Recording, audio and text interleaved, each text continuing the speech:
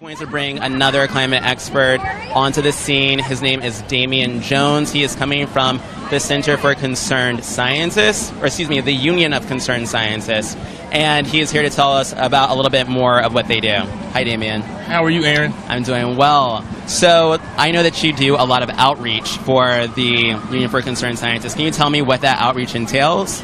What that outreach entails going out into marginalized communities, black and brown communities, low-income communities, and connecting the stories, making science relatable to everyday people, to average Joe, to Jamal and Letitia on the block, for those folk who are not scientists but still are greatly impacted by climate change. We try to make those things real for them and also connect the information gap. A lot of folk don't know how climate change is hurting them, why so many folk have asthma, why lead is hurting their brains, and why children are having learning disabilities. If we go out in those communities a lot of folk don't want to go into, and we talk to them and let them know how we can help and how we can best support and allow them to speak for themselves.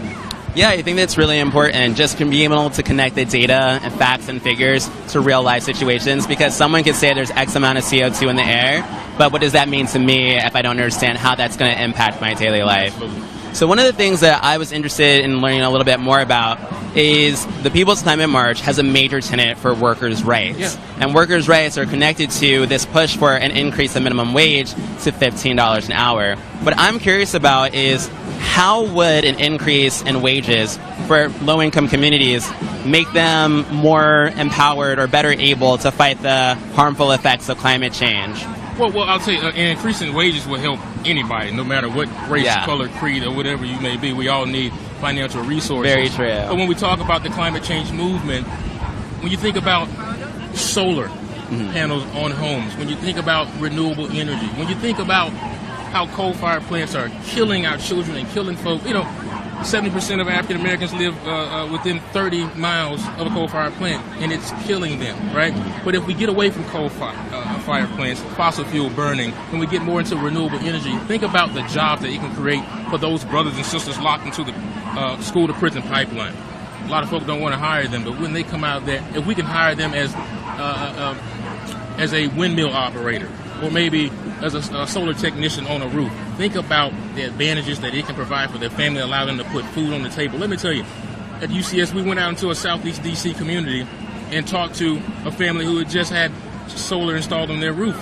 Their light bill was normally about $56, $60, or what have you. Once they got those panels installed, the bill went down to $4 to $3, and one lady said she had a negative $14 bill. Think about those impacts. And they took that money and they were able to put it into their grandbaby's tuition. They were able to put more food on the table. They were able to invest in a new car or what have you. So there are huge resources involved if we give more money, more wages to everyday people, but also give them information about how we can move away from fossil fuels but more into renewables. Exactly. That dependence on fossil fuel energy is definitely something that is negatively impacting communities of color. Absolutely. And one of the things that I want to know just a little bit more, UCS. UCS, absolutely. Thank you. Say that 7 times fast. UCS is also promoting students of color and HBCUs. I was wondering if you could just tell us a little bit more about that, what the action is that you guys are taking place. I'm so glad you asked. I'm so happy about that particular work that we were able to do.